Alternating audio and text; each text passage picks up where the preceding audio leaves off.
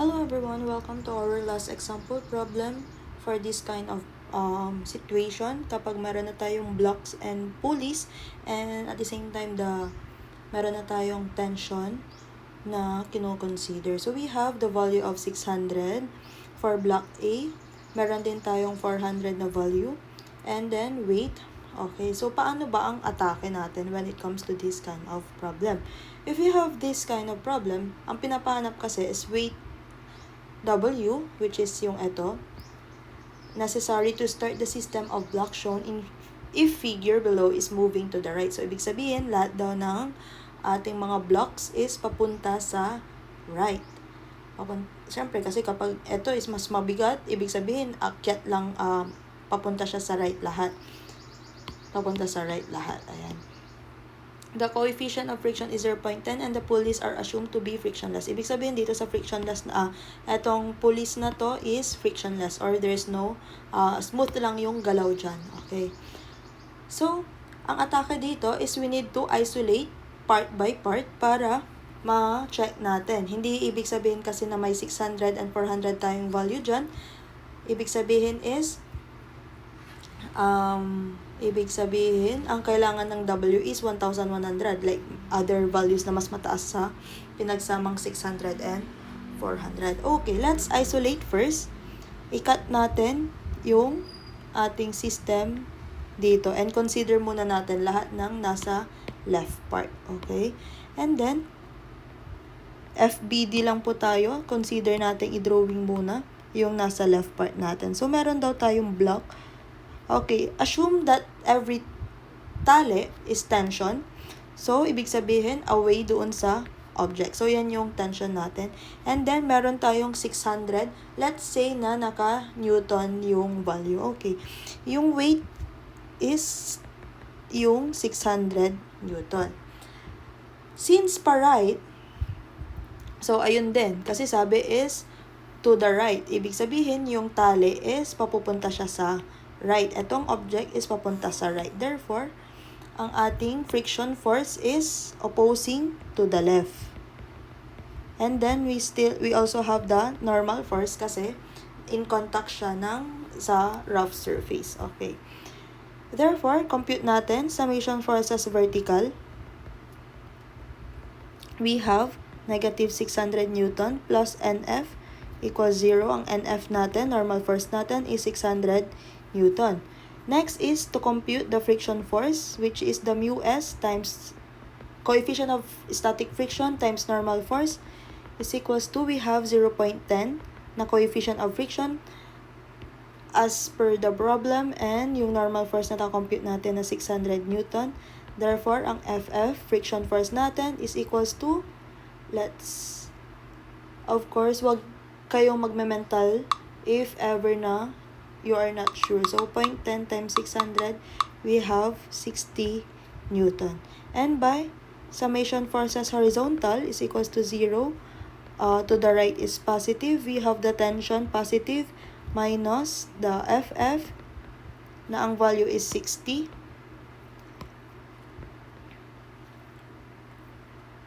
60 kilonewton, 60 Newton equals 0. Therefore, ang sagot natin sa tension 1, okay, consider muna natin na tension 1. Tension 1 is equals to 60 Newton. Ibig sabihin, yung applied force na dito is equals sa 60 Newton. So, tapos na po ba tayo doon? So, hindi pa po tayo tapos doon.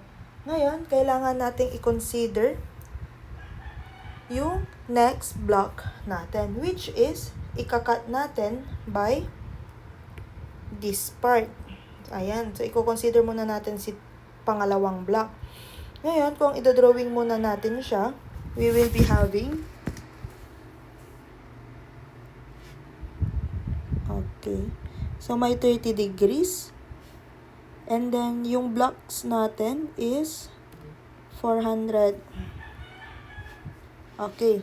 Ngayon, paano ba tayo nagsosolve kapag naka-incline na siya?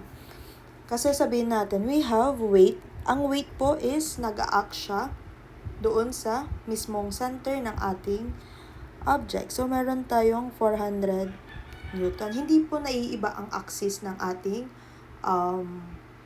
object, okay? Ngayon, mas madali kung ang axis natin is i-base natin doon sa mismong tali or yung doon sa mismong rope na pinagtatalian doon sa object. Hindi po ba meron tayong tension? Ito. Meron tayong tension dito na tension 2, consider as tension 2. And then, ito yung tension 1 natin. Okay. Ngayon, sabi ko nga, mas maganda if i-base natin ang axis doon sa mismong tali. Ayan. So, i-consider natin na itong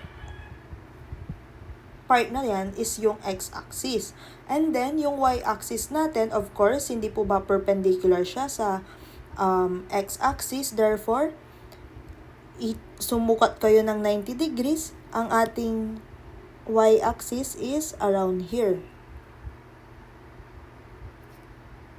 Oops, wait lang. Center ng ating object. Ayan. Yan yung ating y-axis. And as per definition, ang normal force po is always perpendicular, always perpendicular din po doon sa object natin. So, ang normal force natin is nag-a-act po siya perpendicularly. Ngayon, ang problema, si 400 Newton, hindi po siya nag-a-act any of the x-axis. So, hindi na po siya yung nakasanayan natin na kumbaga upward or downward force lang siya. Nagsaserve na po siya as resultant force between sa x and y axis. Ngayon, ano po yung magiging angle ngayon ng ating 400 Newton? Okay. Ngayon, if ang ating angle given doon sa surface, ito, if yung angle natin is naka-reference siya within the x-axis, di po ba? Pag chinek natin, x-axis, dito ang x, dito ang y, naka-reference siya sa x-axis, magre-reflect lang po siya doon sa mula sa ating weight hanggang doon sa y-axis. Dito po nakadikit yung 30 degrees. So, tandaan nyo lang po, if yung angle doon sa surface is in reference sa x-axis, pagdating po doon sa ating weight, ang angle po na mag-create is from the weight hanggang doon sa y-axis natin. Okay, so I hope hindi kayo malito. Ngayon, sabi nga niya, ang object daw is to the right. So, kung ang motion natin is papunta sa right, yung motion natin is papunta sa right, therefore, ang friction natin is mag-o-oppose, papunta siya to the left. Friction force. Okay. So, medyo nasa deeper level na tayo ng computation. Pero still, iisa lang din ang ating format ng pagko-compute. Since na-identify na natin and nagkaroon na tayo ng labeling sa ating drawing, let's try to compute. Summation forces vertical is equals to 0, upward is positive. Ano ba yung may mga summation forces vertical tayo? Meron tayong kay weight, which is downward, negative 400. Pero meron na siyang angle, which is in y-axis, yung theta niya is nakadikit sa y-axis. Therefore, negative 400 cosine 30. Again, balikan nyo po ulit ang components natin if nalilito pa rin po kayo sa ating cosine and sine, paggamit natin ng cosine and sine sa components. And then, we also have the normal force. Normal force, which is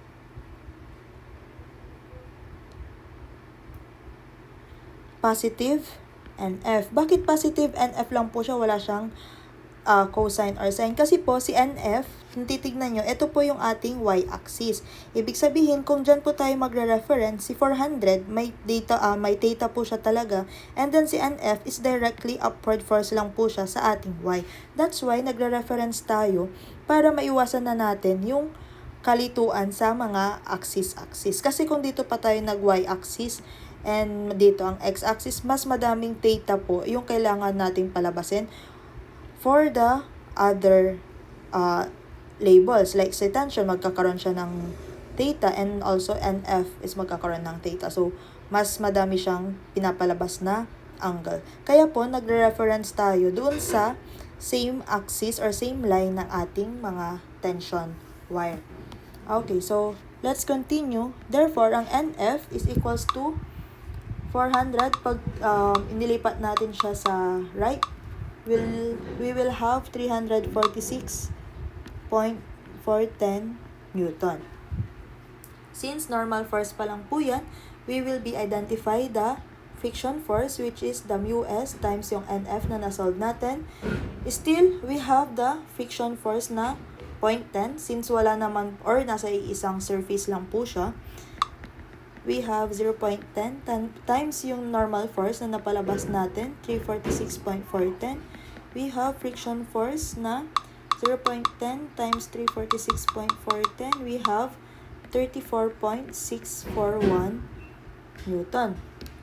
And then lastly, we have the summation forces horizontal equals 0, to the right is positive. Ano po yung mga summation forces horizontal natin? We have the tension 1, which is na-compute natin kanina, 60, and it's negative 60, plus yung ating tension 2 na to the right, plus yung ating friction force. I-check nyo lang kung ano yung mga horizontal forces natin. Friction force na negative also, negative 34.641 equals 0.